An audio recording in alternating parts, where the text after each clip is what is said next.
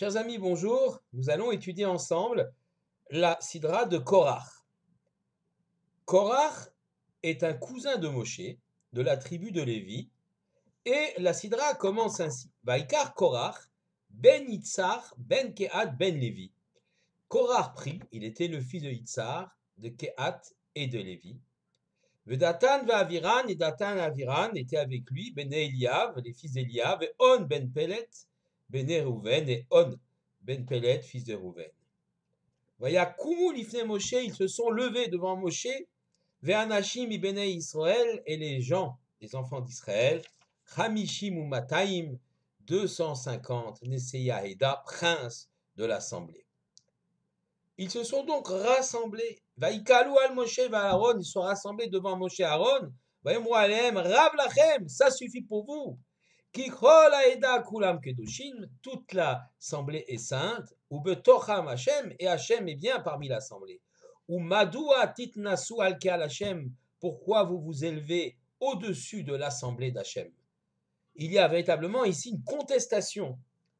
Korach conteste le pouvoir de Moshe et d'Aaron. Il considère que ce sont des usurpateurs, qu'ils n'ont pas reçu leur pouvoir d'Akadosh Baruch Hu, et que lui, Korach, est en mesure de contester ce pouvoir. Comme dit Rashi, Rav Lachem, Arbe yoter midai lekartem leatzmechem gedula, vous avez pris trop de pouvoir, trop de choses, vous, Moshe et Aaron. Et Rashi continue, Kulam kedoshin, toute l'assemblée est sainte. Kulam shamu dvarim mi Sinaï mi pi Gvura. Tout le monde a entendu les paroles de Dieu au mont Sinaï. Il n'y a pas de raison qu'il y ait des hommes plus saints, plus forts, plus kadosh que d'autres parmi le peuple. Madou atit nasu, pourquoi vous êtes-vous élevés, dit Korach. Im la karta ata malchut, toi tu as pris la royauté, Moshe. Loya lecha levarer lachicha keuna. Il ne fallait pas donner alors la prêtrise à ton frère. Lovatrem ashamatem besinaï anochi Hashem elokecha. Vous n'êtes pas les seuls à avoir entendu les 10 commandements, et notamment le premier commandement, je suis l'Éternel ton Dieu. Kol haeda shamu, toute l'assemblée a entendu. La première explication de cette rébellion de Korach face à Moshe, sa volonté donc de prendre le pouvoir, Rashi nous la rapporte. Il dit, Mara Korach lachlok im Moshe. Qu'est-ce qu'a vu Korach pour s'opposer à Moshe? Nitkane al nesiyuto shel Elitzaphan ben Uziel. Il était jaloux du fait qu'on a porté comme prince de la tribu de Lévi Elitzaphan ben Uziel, son cousin. Chez Minou Moshe Nasi al bene Kehat, que Moshe a nommé à la tête de la famille des Kehat. Al Piadibour, c'est-à-dire que Moshe l'a fait selon les ordres de l'Éternel. Amar Korach, Korach a dit, Achai Abba Arba Ayou, les frères de mon père étaient 4. Amram Abechor, Amram l'aîné, Natlu Shle Banav Gedula, ses 2 fils, Moshe et Aaron, ont pris le pouvoir. Echad Melech et Echad Kohen Gadol, l'un est roi, l'autre est grand prêtre. Miraou Litolet Hashenia, qui doit prendre le 3e poste? Lo Ani, n'est-ce pas moi? Chez Ani ben Yitzhar, chez Sheni le Amram, moi je suis le fils de Yitzhar, le 2e frère, le plus jeune, derrière Amram. Et quoi? Qu'est-ce qu'il a fait? Il a nommé mon cousin Elitzaphan ben Uziel à ce poste, alors qu'il ne le méritait pas par le sang, par la généalogie, car Elitzaphan est le fils du 3e frère d'Amram. Et donc, par conséquent, évidemment, on peut parler d'ambition, de jalousie, d'orgueil démesuré pour ce Korach. Et c'est ainsi effectivement qu'on peut comprendre, dans une lecture simple, cette révolte de Korach qui se terminera, je le rappelle, de façon funeste, puisque Korach et ses amis seront engloutis par la terre à la suite de la colère divine. Une ambition démesurée, des propos démagogiques, bien sûr, lorsque Korach dit « Pourquoi vous êtes-vous élevé au-dessus du peuple ?» Il veut prendre le peuple avec lui. Il fait semblant que lorsqu'il aura renversé Moshe et Aaron, eh bien, il partagera le pouvoir, alors que évidemment, il n'a de volonté que de le garder pour lui. Nous voyons dans l'histoire les révolutions comme la révolution bolchevique ou d'autres révolutions qui ont porté de soi-disant représentants du peuple, qui ont voulu démocratiser dans leurs paroles les choses, mais qui, une fois arrivés au pouvoir, se sont accaparés de ce pouvoir pour ne plus lâcher et exercer un pouvoir dictatorial terriblement répressif.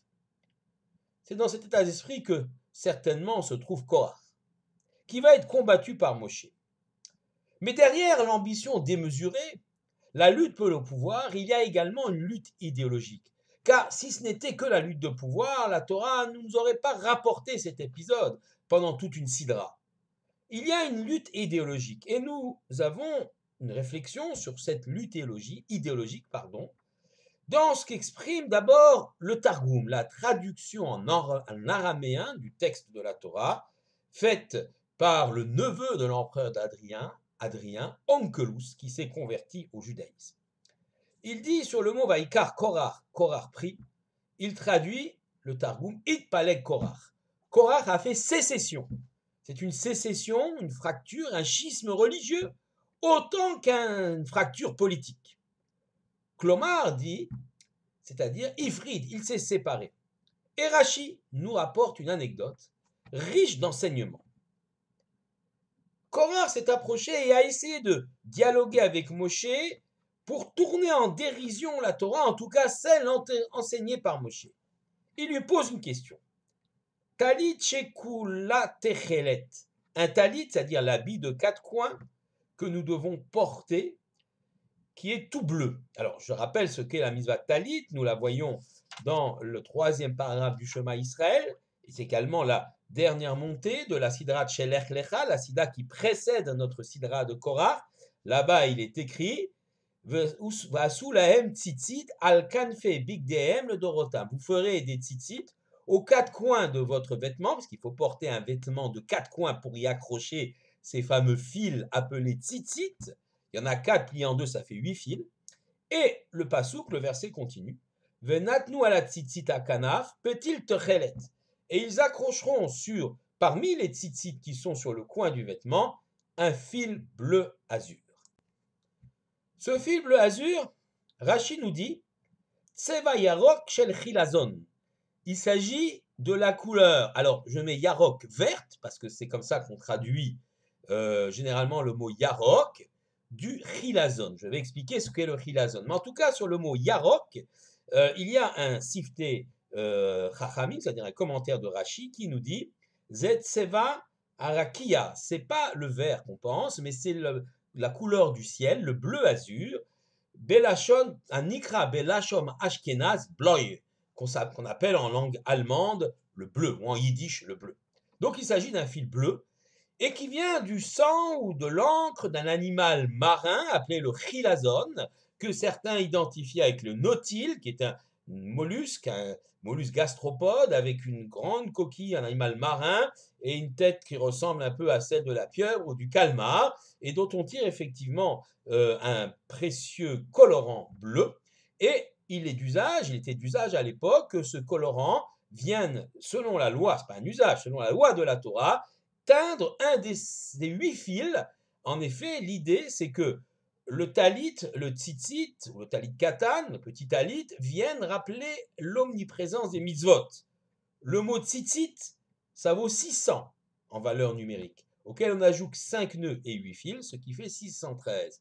Lorsque nous portons le talit ou le talit katan, nous sommes donc encerclés par tous les commandements, par toutes les mitzvot. Et la Torah nous demande d'ajouter un fil bleu pour nous rappeler de l'azur, du firmament, des cieux, et nous rappeler que toutes ces mitzvot viennent de l'Éternel, viennent de plus haut que nous. Voilà la raison de ce fil bleu azur, le petit techelet. Alors je reprends la question de Korah. Un talit tout à fait bleu, complètement bleu, a-t-il besoin quand même qu'on y ajoute un fil bleu parmi les 8 fils sur chaque coin donc de ce vêtement, alors que la Torah effectivement le prescrit? A-t-on besoin de faire cela? Et Moshe répond, mais bien sûr que oui. Quelle que soit la couleur de ce talit, qu'il soit bleu, vert, jaune ou blanc, il faudra toujours ajouter un fil bleu. Et Korah se moque. Comment c'est possible? C'est pas logique. Un talit tout bleu, un vêtement tout bleu, n'a pas besoin d'un fil bleu supplémentaire pour rappeler le firmament, l'azur du ciel. C'est totalement illogique. Et il se moque et il dit voilà, les lois n'ont pas été enseignées par Moshe, Moshe les a inventées. Il n'y a aucune logique là-dedans. Un midrash, le midrash Tanchuma, sur la paracha de Korach, au chapitre Bet 2, ajoute un deuxième élément de discussion, tout à fait similaire au premier. Korach demande une maison pleine de Sifrei Torah, de livres de Torah, a-t-elle besoin d'une mezouza à sa porte, comme le prescrit le deuxième et le deuxième paragraphe du Shema Israël? Moshe répond oui. Quel que soit le contenu de la maison, si on y habite, il faut y mettre une mezouza à sa porte. Et à nouveau, Korach se moque. Comment un petit bout de parchemin accroché sur le poteau, l'entrée de la maison, va servir à quelque chose alors que cette maison est déjà pleine de Sifrei Torah? Dans une première approche de la contestation de Korach, nous dirons que Korach est mu par son orgueil, par son ambition démesurée, et pense trier les mitzvot selon le crible, le tamis de sa raison. Celles qui sont logiques, il les garde. Celles qui sont illogiques, il les écarte, occultant le fait que les mitzvot viennent de l'esprit d'Hachem, de l'esprit divin, et que si elles ne sont pas compréhensibles tout de suite, elles nous paraissent totalement illogiques, eh bien, elles nous appellent à réfléchir, à comprendre, à aller plus loin dans l'explication des choses, pour pouvoir nous hisser à un niveau spirituel encore plus élevé. C'est pas parce que je ne comprends pas une mitzvah qu'elle n'a pas de sens. Simplement, le sens m'échappe, car je n'ai pas encore les facultés intellectuelles, les moyens, la compréhension, les commentaires suffisants pour pouvoir la comprendre, mais ça m'appelle à y réfléchir. Et puis il y a le principe de Naaseh Venishma. Si j'accomplis une mitzvah, je serai en mesure de mieux la comprendre, car il est bien connu qu'un homme qui vit les choses de l'intérieur peut bien mieux les comprendre que lorsqu'il est un observateur extérieur. Donc, première approche, Korach balaye tout ce qui ne lui plaît pas, tout ce que sa raison ne comprend pas. On a une telle démarche dans certains mouvements du judaïsme aujourd'hui, dits libéraux, dits modernes, ou réformés, ou je ne sais quoi, ou progressistes, qui écartent tout ce qu'ils considèrent comme archaïque dans la Torah, dans ses mitzvot, pour ne garder que ce qui fait plaisir au public, si je puis m'exprimer ainsi, ce qui apparaît moderne et peu choquant à la raison. C'est une démarche erronée. C'est pas parce que des textes dans la Torah nous gênent ou portent atteinte à la morale actuelle ou ne sont pas dans l'air du temps qu'ils doivent être écartés et qui n'ont pas de sens. Simplement, nous n'avons pas encore les moyens pour les comprendre et à nous de progresser et de réfléchir spirituellement, d'étudier toujours et encore pour essayer de déceler le sens profond de tel ou tel commandement qui nous échappe de prime abord. Donc voilà la première idée d'une espèce de toute-puissance de la raison humaine qui ne tient pas compte de la force et de la spiritualité et des sens cachés de chacun des commandements. Vous savez, même dans le monde de la science, les scientifiques innovateurs ont eu du mal lorsqu'ils ont porté une nouvelle réflexion ou une nouvelle théorie dépassant les limites et les habitudes de ceux qui pensaient tout connaître avec leur raison. Eh bien, dans le domaine spirituel, ceci est encore plus important. Sachons être modestes et sachons comprendre qu'il y a des choses encore qui nous échappent. De même qu'un scientifique audacieux sait qu'il y a beaucoup d'inconnus dans ce monde et que les choses qui ne sont pas explicables immédiatement le seront peut-être dans 50 ans ou dans 20 ans. Eh bien, dans le monde de la spiritualité aussi, des choses qui ne sont pas compréhensibles tout de suite le seront peut-être par d'autres maîtres dans quelque temps. Et en plus, on a affaire à une sagesse divine, à une source infinie qu'il faut essayer de comprendre. Autre explication rapportée par le Rav Shlomo Yosef Zevin dans son ouvrage La Torah Vela Moadim. Il dit « Le talit est tout bleu. Le talit représente le peuple d'Israël. Nous sommes tous kadosh, nous sommes tous saints. Nous n'avons pas besoin d'un fil bleu supplémentaire, comprenez, d'un leader comme toi, Moshe, qui se prétend plus saint, plus kadosh que les autres. Nous n'avons pas besoin d'un leader. Bien sûr, il se voit déjà, lui, remplaçant Moshe. C'est une vision tout à fait démagogique. Enfin, le Rav Zevin propose une explication très intéressante et très audacieuse sur ce conflit. Il nous dit que ce conflit entre Korach et Moshe, entre les deux cousins de la tribu de Lévi, vient faire contre-pied à la confrontation entre les explorateurs et Moshe que nous avons vu la semaine dernière. Les explorateurs ont refusé d'entrer en Israël, car, pensait-il, le monde du désert et le monde de la toute spiritualité, nous étudions la Torah toute la journée, nous n'avons pas besoin de nous préoccuper pour faire pousser le blé pour manger, la manne tombe toute seule pour nous défendre, les nuées nous protègent. Nous ne voulons pas entrer en Israël, nous ne voulons pas entrer dans le domaine du matériel, travailler, construire des villes, cultiver la terre, faire une armée pour se défendre. Nous ne voulons pas rentrer là-dedans, nous préférons la toute spiritualité. Erreur tragique, puisque le peuple juif est fait pour vivre sur une terre. Nous ne pouvons pas vivre éternellement dans les nuages et dans la spiritualité. La spiritualité est faite pour vivre dans le monde quotidien, dans le monde des hommes. Ça, c'est la faute des explorateurs. Pour Korach, c'est tout l'inverse. Pour Korach, s'il admet l'existence de Dieu, pas de problème. Il est tout à fait hostile à faire venir la présence divine dans le monde matériel, dans le monde des hommes. Il veut réserver ce monde des hommes aux hommes, et Dieu restera loin. Il considère que la loi doit être réfléchie et pensée uniquement par les hommes. Et s'il y a des lois d'origine divine, elles doivent être examinées et acceptées par les hommes. Il ne veut pas que l'homme se hisse au-dessus de sa condition d'être matériel. Réfléchissons. Le fil de Techelet, le fil bleu azur, c'est ce qui lie Dieu à son monde. Le talit représente cette sorte de couverture qui recouvre le monde et qui fait que on ne voit pas Dieu. Et heureusement, cela nous garantit une certaine liberté d'action. Dieu nous est caché. Olam, le monde, vient du mot helem, ce qui est caché. Dieu est caché à notre vision, il se retire quelque peu pour laisser une autonomie à l'homme. Si Dieu était omniprésent, l'homme serait écrasé et ne pourrait jouir d'aucune liberté.